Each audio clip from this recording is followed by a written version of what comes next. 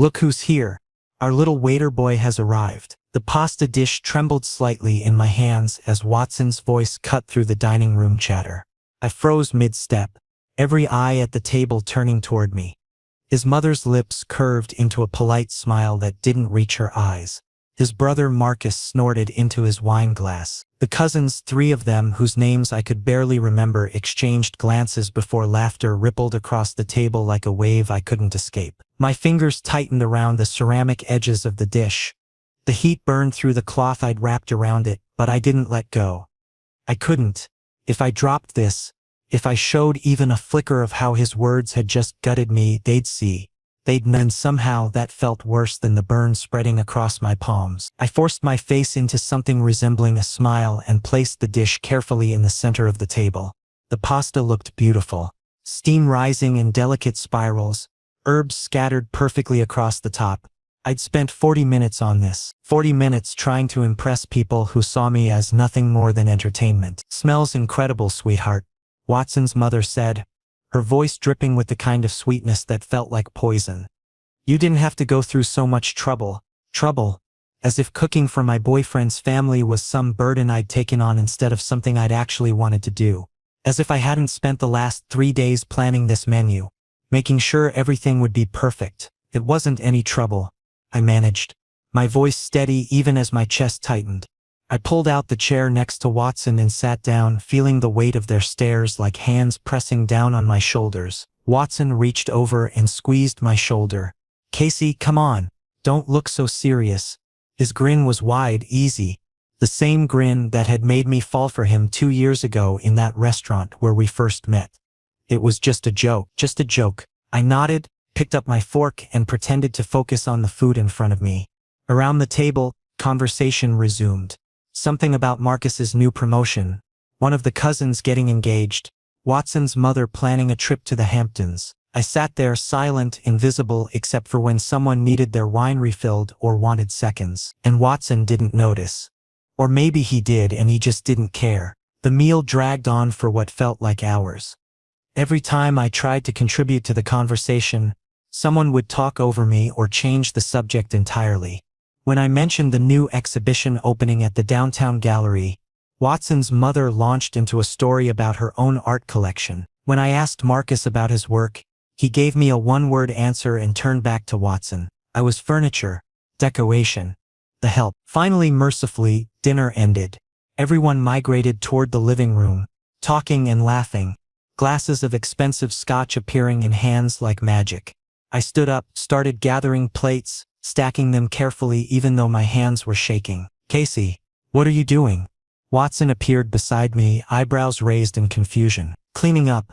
I didn't look at him, just kept stacking dishes, focusing on the mechanical motion of it. Plate, fork, knife, plate, fork, knife, leave it. Come sit with everyone. "I'm almost done, Casey." His hand closed around my wrist, stopping me mid-reach for another plate.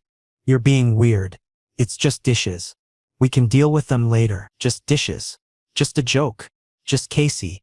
Overreacting again." I pulled my wrist free, gently but firmly. I said, "I'm almost done." He stared at me for a long moment, something flickering across his face. Confusion, maybe annoyance, before he shrugged and walked away. Back to his family. Back to people who mattered. I carried the dishes into the kitchen, set them beside the sink, and turned on the water. The sound drowned out the laughter from the other room. I gripped the edge of the counter, knuckles white, and tried to breathe through the tightness in my chest. 2 years. We'd been together for 2 years. I'd met his family before, but tonight was supposed to be different. Tonight was supposed to be the night they finally saw me as more than just Watson's phase. His rebellious choice, the waiter he was slumming it with. I'd cooked their favorite foods, dressed in the expensive shirt Watson had bought me last Christmas, smiled until my face hurt, and it hadn't mattered. None of it had mattered. "You okay in here?" I spun around, heart hammering. Watson stood in the doorway, hands in his pockets, head tilted in that way he did when he was trying to figure me out. "I'm fine." The lie tasted bitter on my tongue. "You don't look fine. You've been acting strange all night." He stepped closer, and I stepped back, putting the island counter between us. His eyebrows drew together. "Casey, what's going on?" "Nothing's going on. I'm just cleaning up. No, you're hiding in here. His voice carried an edge of frustration now. My family is out there, trying to get to know you better, and you're in here washing dishes like you're the hired help or something. The hired help. Something inside me cracked. Not broke, not yet, but cracked. A hairline fracture spreading through whatever was left of my patience. I am the help though, aren't I? The words came out quieter than I intended. That's what your family sees when they look at me. That's what you see. What? Casey, that's ridiculous. He laughed, actually laughed, like I'd said something absurd. Nobody thinks that. You called me a waiter boy at dinner. So, you are a waiter. He said it so casually, like it was obvious, like it didn't matter. I was just making conversation. You made me a punchline. Oh my God. Watson ran a hand through his hair. That gesture he always did when he was getting irritated. Are you seriously upset about this? It was a light-hearted comment.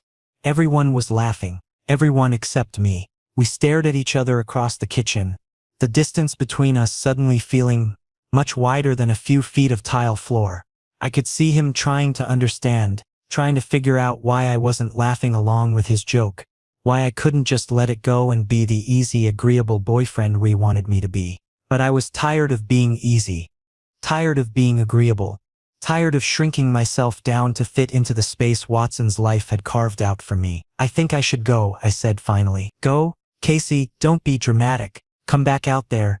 Have a drink, relax. I'm not being dramatic. I untied the apron I'd put on, one of Watson's mother's expensive designer ones she'd offered me with that condescending smile. I'm going home. Fine. His jaw tightened.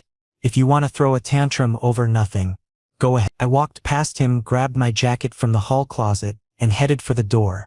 Behind me, I heard him call my name once, but I didn't stop, didn't turn around. The night air hit my face like a slap, cold and sharp and real. I kept walking. My apartment felt smaller than usual when I finally got home. I dropped my keys on the counter, shrugged off my jacket, and stood in the middle of my living room, trying to remember how to breathe normally. The silence pressed in from all sides, broken only by the distant sound of traffic and the hum of my refrigerator. My phone buzzed. Watson's name lit up the screen. I stared at it until it went dark again. It buzzed a second time, then a third. By the fourth call, I'd moved to the couch, curled up in the corner with my knees pulled to my chest, watching the screen light up and fade, light up and fade. When it finally stopped, a text appeared instead. Casey, come on. Can we talk about this? I don't understand what happened. I turned my phone face down on the coffee table and closed my eyes. How could I explain it to him? How could I make him understand that it wasn't just about one comment, one joke, one moment? It was about every time his mother asked me where I really worked, as if serving food wasn't a real job. Every time his brother made comments about ambition and drive while pointedly not looking at me. Every time Watson introduced me to his colleagues and somehow forgot to mention what I did for a living. Like it was something shameful he needed to hide. I told myself it didn't matter. That love was supposed to be bigger than jobs and money and social status. That Watson saw me for who I really was, not what I did to pay rent. But tonight, standing in that kitchen with dishes in my hands and laughter echoing from the other room, I'd realized something that made my chest ache. Maybe I was the only one who believed that. Sleep didn't come easy that night. When my alarm went off at 6, I'd managed maybe 3 hours, and they'd been filled with fractured dreams where I kept dropping plates that shattered into smaller and smaller pieces. Work was a blessing and a curse. The restaurant, the Sterling Room, where I'd worked for 4 years now, was busy enough that I could lose myself in the rhythm of it. Take orders, deliver food, clear tables, smile, repeat. The muscle memory of it all kept me moving even when my brain felt like static. Diane found me in the break room during my lunch shift, sitting with an untouched sandwich and a bottle of water I'd been staring at for 10 minutes. You look terrible, she said, sliding into the chair across from me. Thanks. That's exactly what I needed to hear. I'm serious, Casey. What happened? She leaned forward, her manager persona dropping away to reveal actual concern. You've been moving like a zombie all morning. Didn't sleep well. That's not an answer. I took a sip of water, buying time, trying to figure out how much I wanted to say. Diane had been good to me since I started here.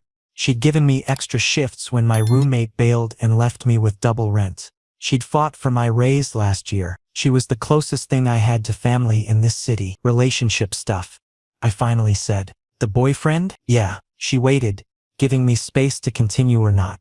That was one of the things I appreciated about Diane. She never pushed. He made a comment about my job in front of his family. Everyone thought it was hilarious, and you didn't. No. The word came out heavier than I intended. I really didn't. Diane nodded slowly, her expression thoughtful. You know what I've learned in 20 years of managing restaurants? People who look down on service workers are usually the same people who've never worked hard a day in theirs.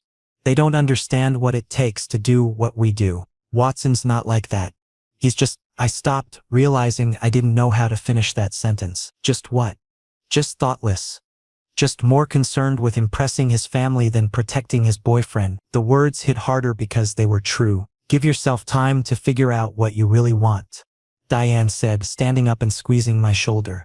But don't let anyone make you feel small for doing honest work. You're one of the best servers I've ever had, Casey. Remember that. The afternoon shift crawled by. I kept glancing at my phone between tables, seeing new messages from Watson pop up, each one more frustrated than the last. This is getting ridiculous. Are you really going to ignore me over one comment? Fine. I get it. You need space. And then, around 3 o'clock, the hostess came to find me. Table 8 is yours, she said. But something in her expression made me pause. What? It's table 8. I grabbed my notepad and headed out to the dining room floor. Table 8 was by the window, good natural light, one of our nicer spots. And sitting there alone was Watson. My stomach dropped. He looked up as I approached, and I saw the dark circles under his eyes that matched mine. He hadn't slept either. Apparently. Good. Welcome to the Sterling Room, I said, falling into my professional voice like armor. Can I start you off with something to drink? Casey, please don't do this. Sir, our cocktail menu is... Stop it. His voice rose slightly, enough that the couple at the next table glanced over. He lowered it again, leaning forward. Just talk to me like a normal person. I kept my expression neutral, pen poised over my notepad. What would you like to order? His jaw clenched. I could see him fighting with himself, trying to decide whether to push or let it go. Finally, he sat back in his chair, eyes never leaving my face. Coffee. Black. Anything else? An explanation would be nice. I wrote down the coffee order and turned to leave. But his hand shot out, catching my wrist. Not hard, not painful, but firm enough to stop me. Please, he said, and his voice cracked on the word. Casey, please. I don't understand what I did wrong. Help me understand. I looked down at where his fingers circled my wrist, then up at his face. There was genuine confusion there, genuine hurt, and part of me wanted to sit down, to explain everything, to make him see what I saw. But we were in my workplace, my territory, and for once, I held the power. This is a restaurant, Watson. You're a customer. I'm your server. That's the only relationship that exists here. I pulled my wrist free gently. I'll be back with your coffee. I walked away before he could respond, my heart pounding so hard I thought it might break through my ribs.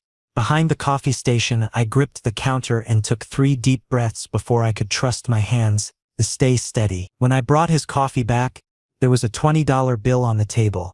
Watson was gone. Underneath the bill, he'd written on a napkin, I'm sorry, I don't want to lose you. Please let me make this right. I folded the napkin carefully, slipped it into my apron pocket, and cleared the untouched coffee cup. Some things once broken don't fit back together the same way. 2 weeks of silence felt like 2 years. Watson's messages shifted from apologetic to desperate to angry and back again. Voice notes appeared in my inbox, some of them 2-3 minutes long. But I couldn't bring myself to press play. Every time I saw his name on my screen, that dinner table scene replayed in my head like a movie I couldn't pause. Work became my sanctuary and my prison. I picked up every extra shift Diane offered, working doubles until my feet ached and my smile felt permanently fixed to my face. Exhaustion was easier than thinking. Moving was easier than feeling. Casey, you're running yourself into the ground, Diane said one evening as I was tying my apron for the 6th day in a row. I'm fine. You have dark circles that could pass for bruises. You're not fine. I didn't argue because she was right. I looked in the mirror that morning and barely recognized myself. But staying busy meant staying numb. and numb was manageable. The dinner rush that night was brutal. A bachelor party had taken over 3 tables and they were loud, demanding, and terrible tippers. I navigated through it with mechanical precision, refilling drinks and dodging inappropriate comments with practiced ease. By the time my shift ended at 11, rain was falling in sheets outside. Of course, I'd left my umbrella at home. Naturally, perfect ending to a perfect day. I clocked out, said goodnight to the kitchen staff, and pushed through the back door into the alley. The rain hit me immediately, soaking through my shirt in seconds. I didn't care. I started walking, letting the cold water wash over me, feeling oddly cleansed by it. My apartment was 15 blocks away. I made it 7 before I saw him. Watson stood under the broken streetlight outside my building, completely drenched. His hair was plastered to his forehead, his shirt transparent with rain, his hands shoved deep in his pockets. He looked miserable. He held desperate. He looked like everything I'd been trying not to think about for 2 weeks. Casey. I stopped walking. Every instinct told me to keep going, to walk past him, to lock myself in my apartment and pretend he wasn't there. But my feet wouldn't move. What are you doing here? My voice came out tired, so tired. Waiting for you. He took a step toward me. I've been here for 3 hours. That's not my problem. I know it's not. He was shivering now, whether from cold or emotion I couldn't tell. But I need to talk to you. I need to apologize properly, not through texts or notes or showing up at your work like some creep. You are being a creep right now, then I'll be a creep. I don't care anymore. His voice rose, desperate and raw. I can't do this, Casey. I can't go another day without talking to you, without seeing you, without... He broke off, running a hand over his face. Water dripped from his fingers. Something in me snapped. 2 weeks of holding everything in, of being professional and controlled and fine, and suddenly I wasn't fine at all. You want to talk? Fine.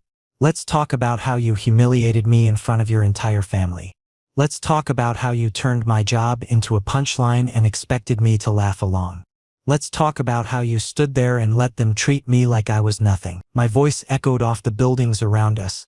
A window opened somewhere above, someone probably yelling at us to shut up. But I didn't care. I have worked so hard, Watson. So hard. I put myself through community college while working full-time.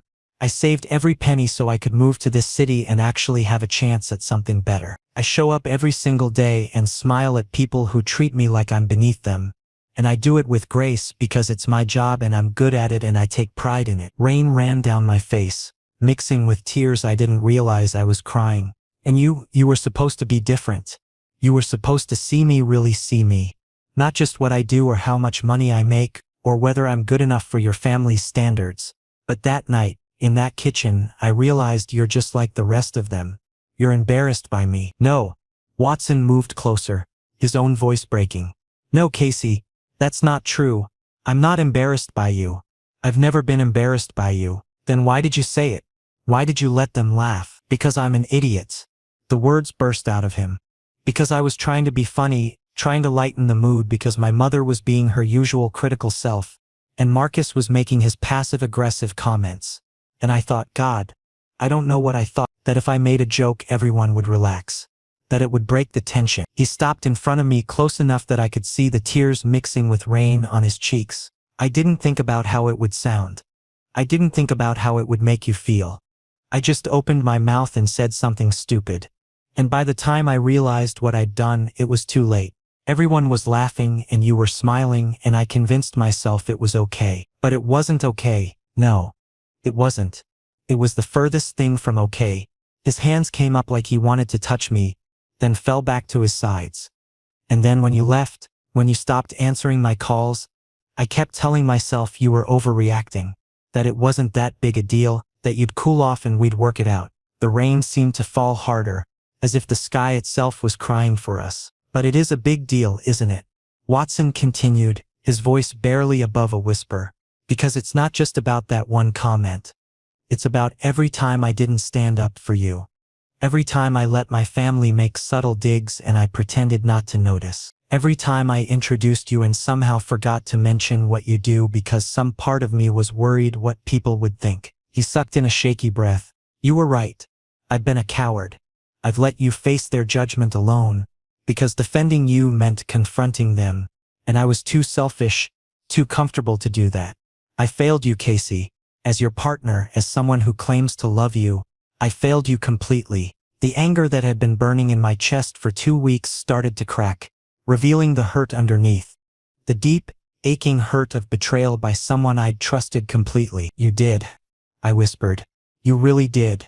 I know, and I'm sorry. I'm so sorry. His voice broke completely. I don't deserve another chance. I know that, but I'm asking anyway because the thought of losing ye is killing me. These 2 weeks have been the worst of my life. I can't eat, can't sleep, can't function. Every time I close my eyes, I see the look on your face when I said that, and I hate myself. We stood there in the rain, 2 soaked figures under a broken streetlight, the weight of everything unsaid and everything said hanging between us. I need time, I finally managed. I can't just forgive you because you're sorry. This hurt too much. I understand. Take all the time you need. Weeks, months, whatever. I'll wait. He stepped back, giving me space. I'll be here when you're ready. If you're ever... I turned toward my building, then paused. You're going to get sick standing out here. I don't care, Watson. I'll leave when you're safely inside. I looked at him for a long moment. This man I'd loved for 2 years, who'd broken my heart and was now breaking his own. Finally, I made a decision I'd probably regret. Come inside. Just for tonight. We can talk more when we're not freezing to death. Hope flared in his eyes, bright and desperate. Really? Don't make me change my mind. I walked to my building entrance. Behind me, I heard his footsteps following. And despite everything, despite the hurt and anger and betrayal, some small part of me was glad I wasn't walking in alone. Some wounds needed time to heal. Maybe this was the first step, or maybe I was making another mistake. I guess I'd find out. My apartment had never felt so small with 2 people in it. Watson stood just inside the doorway, dripping water onto my cheap linoleum floor, looking lost and uncertain in a way I'd never seen before. I grabbed a towel from the bathroom and tossed it to him without a word, then busied myself with making coffee because I needed something to do with my hands. The silence stretched between us, thick and uncomfortable.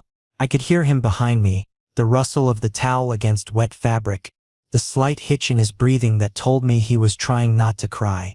Part of me wanted to turn around and tell him it was okay, that we'd figure this out. The other part, the part that still hurt, wanted to tell him to leave. Your place is cozy, he said finally, his voice rough. I almost laughed. Cozy was a polite word for tiny. My entire apartment could probably fit inside his living room.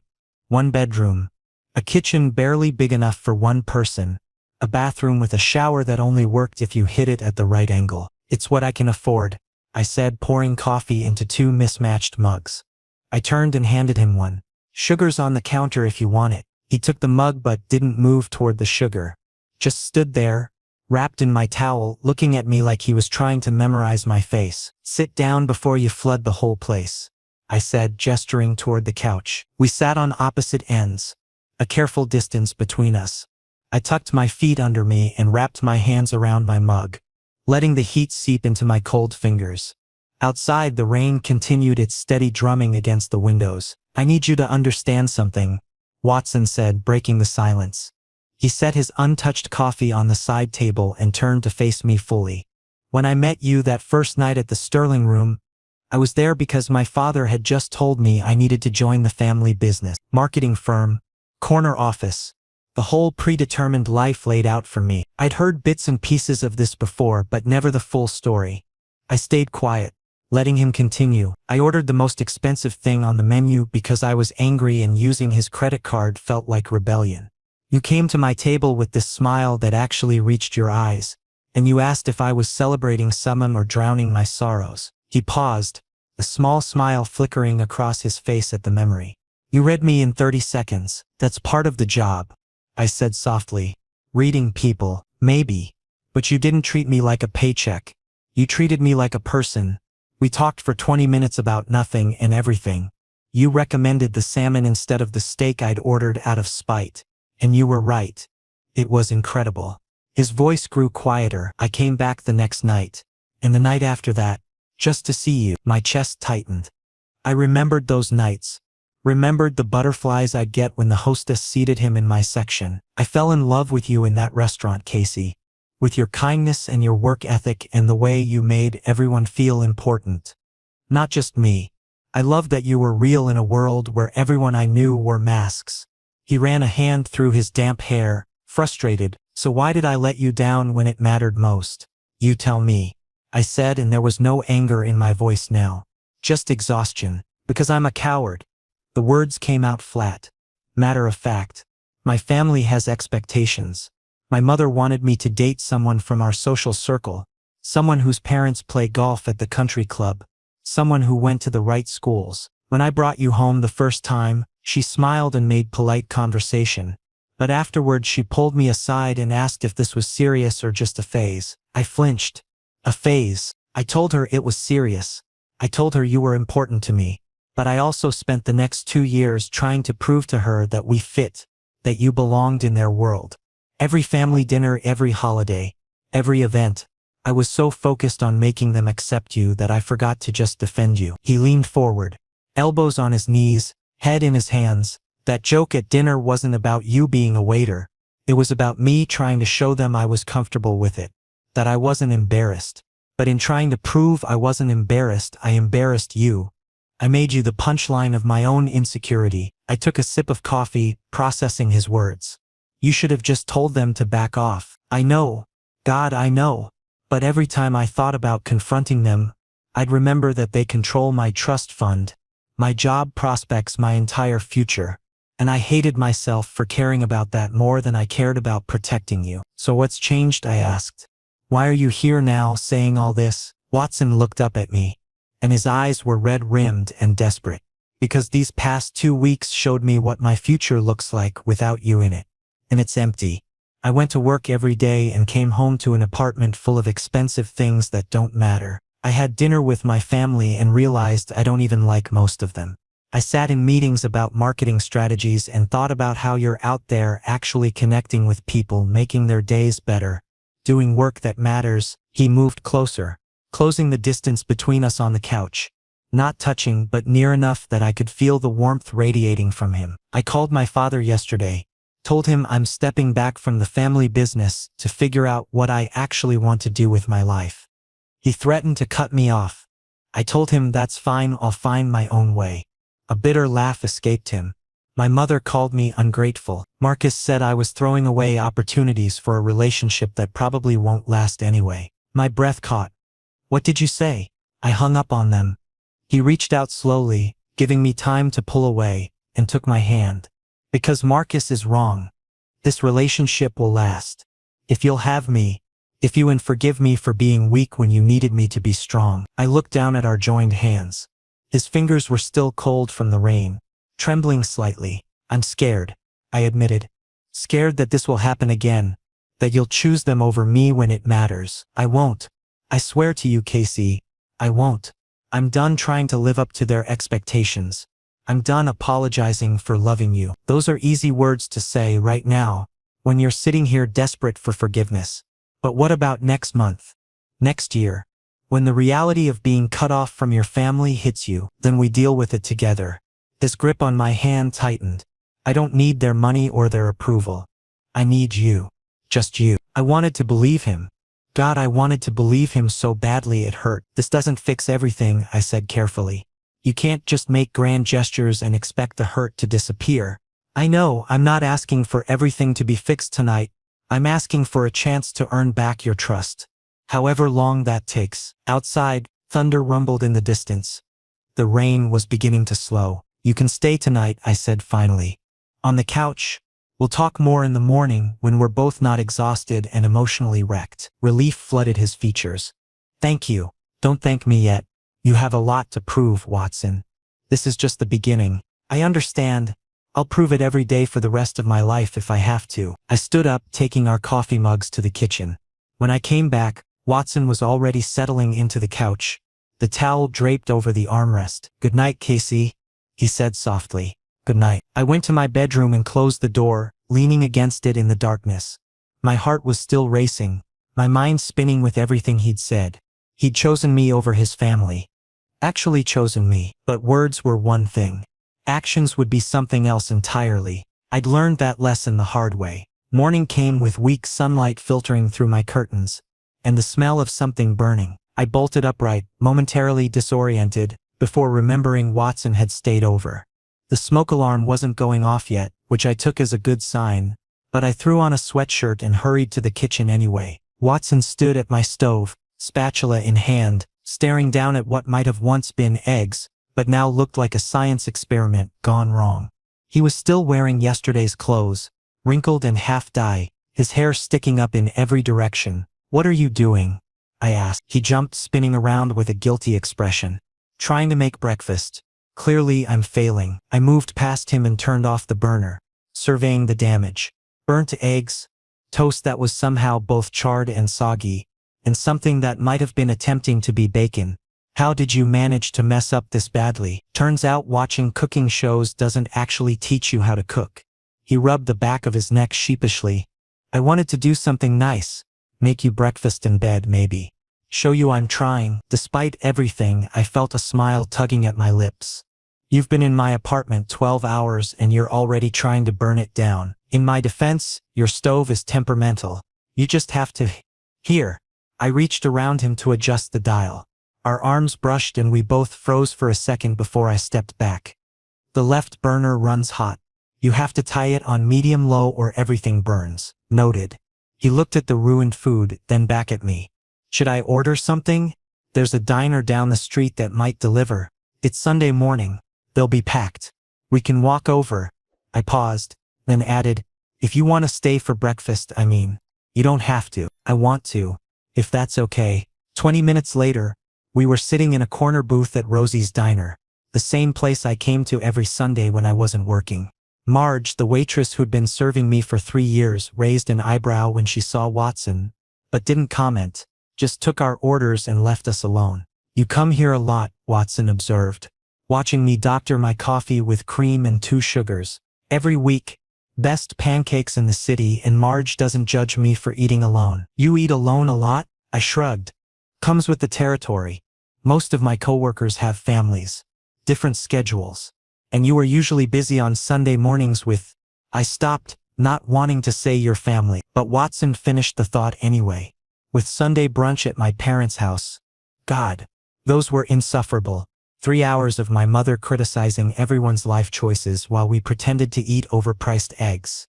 "Benedict, you don't have to go anymore," I pointed out. "Since you're done trying to please them." "Yeah." He said it like he was still getting used to the idea. "That's going to take some adjusting to." Our food arrived and we ate in companionable silence for a while. I watched Watson struggle with his pancakes. He'd ordered them without asking what was good, and ended up with the blueberry ones that Marge always warned were too sweet, and felt something shift inside me. He was trying. Clumsily, awkwardly, but genuinely trying. "Tell me about business school," Watson said suddenly. "You mentioned once that you wanted to study restaurant management." I nearly choked on my coffee.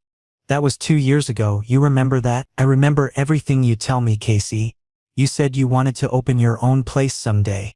Something small and intimate, where people felt welcomed instead of judged." He set down his fork. "What sought you?" "Money, obviously.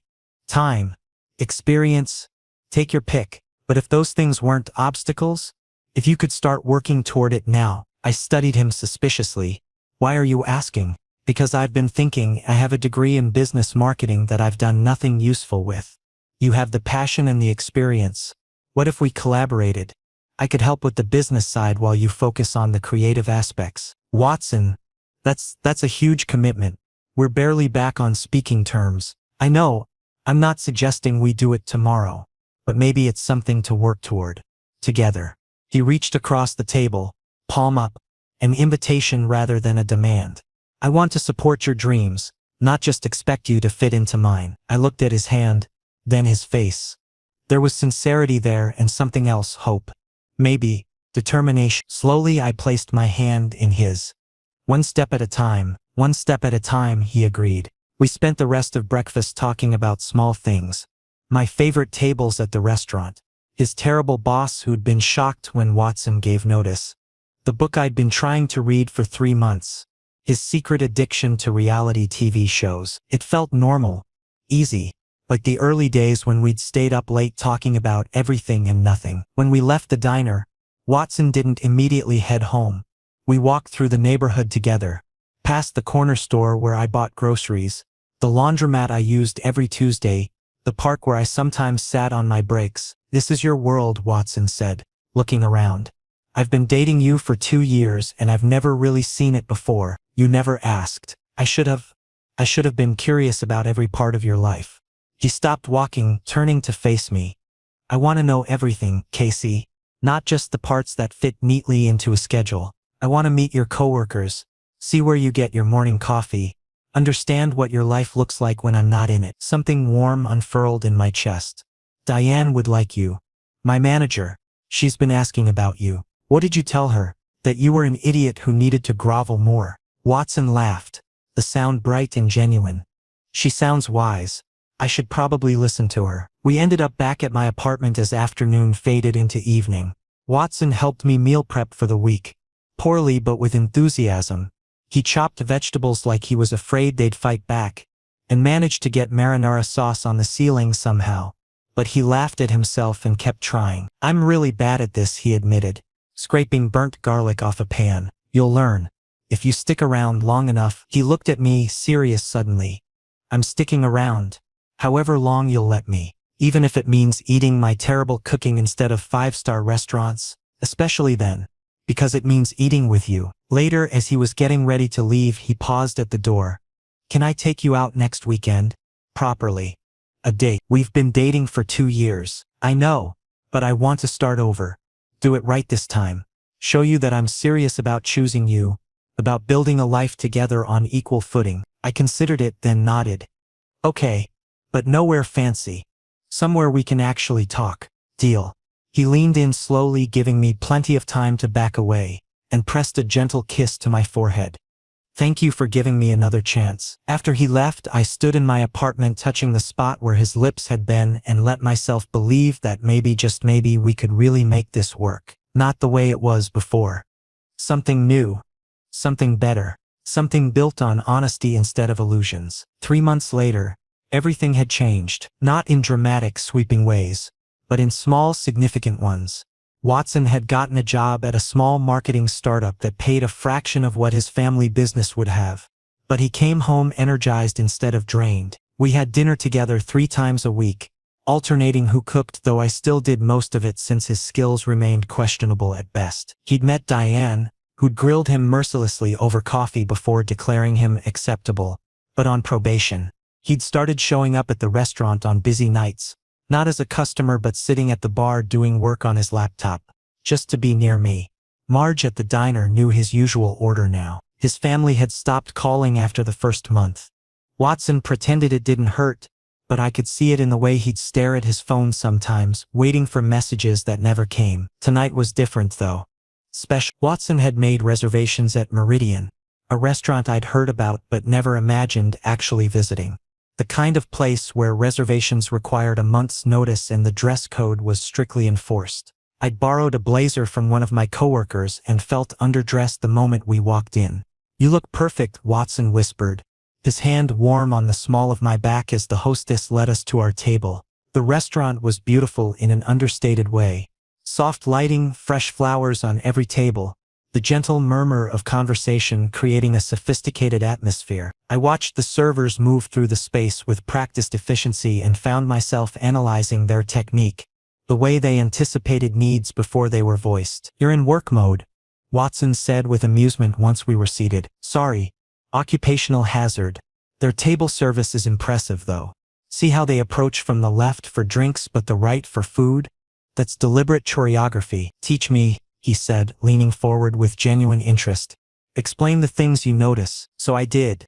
I pointed out the subtle signals between servers, the way the sommelier read body language to gauge wine knowledge, the precise timing of course delivery. Watson listened like I was explaining quantum physics, asking questions, making connections. "You should teach," he said after our appetizers arrived. "Seriously, you could do consulting for new restaurants. Help train their staff. That's not really a thing. It should be. You have knowledge that people would pay for." He paused, then reached into his jacket pocket. Actually, that's part of why I wanted to bring you here tonight. He pulled out a manila envelope and slid it across the table. My stomach flipped. The last time someone had given me an envelope in a restaurant, it hadn't ended well. What is this? Open it. Inside was a letter from the Culinary Business Institute, one of the best hospitality management programs in the state. I scanned the first few lines, then had to read them again because they couldn't possibly say what I thought they said. Accepted, I whispered. Full scholarship. But I never applied. I did, with your permission, which I'm retroactively asking for. I pulled together your work history, got a recommendation letter from Diane, and wrote about your expertise and passion for the industry. He was me nervous. I know I should have asked first, but I wanted to surprise you if you got in, and I didn't want you to be disappointed if you didn't. I stared at the letter, my hands shaking slightly. Watson, this is incredible. But I can't afford to not work full-time. Even with a scholarship, I'd have to cut my hours and rent alone. I have a proposition about that too. He pulled out another paper, this one a lease agreement. There's an apartment 2 blocks from campus. 2 bedrooms, actually affordable on a startup salary plus part-time restaurant income. If we split it, my heart stuttered. You want to move in together? Only if you do. No pressure, I swear. We've been rebuilding these past few months, and it's been the best 3 months of my life. Not despite the changes, but because of them. I like the life we're creating together. The real one, not the performance we were doing before. I set the papers down carefully, trying to organize my thoughts. This is a lot at once. I know, and if it's too much, if you need more time, I completely understand. The scholarship is yours regardless of what you decide about the apartment. I just wanted you to know that I'm all in. Complete, building a future with you, supporting your dreams, being your partner in every sense of the word. Our waiter appeared with the main course, giving me a moment to compose myself. After he left, I looked at Watson across the candlelit table and saw the man I'd fallen in love with, but also someone new. Someone who'd learned to put me first, who'd sacrificed comfort for authenticity. I need to think about the apartment, I said carefully. That's a big step, and I want to be sure we're both ready. Disappointment flickered across his face, but he nodded. Of course. Take all the time you need. But the scholarship? The school? I felt a smile building. I'm saying yes to that. Absolutely yes. His face lit up like I'd given him the world. Yeah. I've wanted this for so long, I'd almost convinced myself it wasn't possible. Thank you for believing in me enough to make it happen. You made it happen. I just filled out some forms. He raised his wine glass, to new beginnings, and to the future, whatever shape it takes. I clinked my glass against his. To the future. We finished dinner talking about class schedules and how to balance school with work. Watson suggested he could pick up more hours to help cover expenses, and I pointed out that we weren't living together yet, so he didn't need to worry about my rent. He argued that partners helped each other. I argued that I wasn't a charity case. It felt good to argue about logistics instead of hurt feelings. Normal. Healthy. After dinner we walked through the city instead of taking a cab. The spring air was cool but pleasant, and neither of us seemed ready for the evening to end. I have something to tell you, Watson said as we paused at a crosswalk. My mother called yesterday. I tensed. What did she want? To inform me that they're removing me from the family trust. Making it official. Marcus is getting everything. He said it casually, but I could hear the undercurrent of pain. I'm sorry, I'm not. Or maybe I am, a little. But mostly I'm relieved. It's final now. No more expectations. No more obligations. Just me making my own choices. Living my own life. The light changed and we crossed the street hand in hand. For what it's worth, I said, I'm proud of you. I know that doesn't replace family approval, but it means more. He squeezed my hand. Your opinion has always mattered more than theirs. I just lost sight of that for a while. We ended up at my apartment again, like we always did. But this time, when Watson moved to leave, I stopped him. Stay, I said. Not on the couch this time. With me. Casey, I'm not ready to move in together yet. But I'm ready for this. For us to really try again. No more halfway. No more testing the waters. I want all of you, and I want you to have all of me. He cupped my face in his hands, thumbs brushing my cheekbones. Are you sure? I've never been more sure of anything. He kissed me then, soft and sweet and full of promise.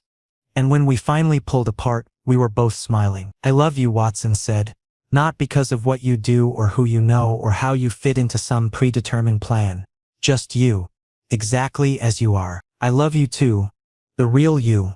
The one who burns breakfast and cares too much and chose me over everything else." We went inside together, leaving the door to the past closed behind us. Whatever came next, school, career changes, family drama, life's inevitable complications, we'd face it together, as equals, as partners, as two people who'd learned the hard way that love without respect was worthless.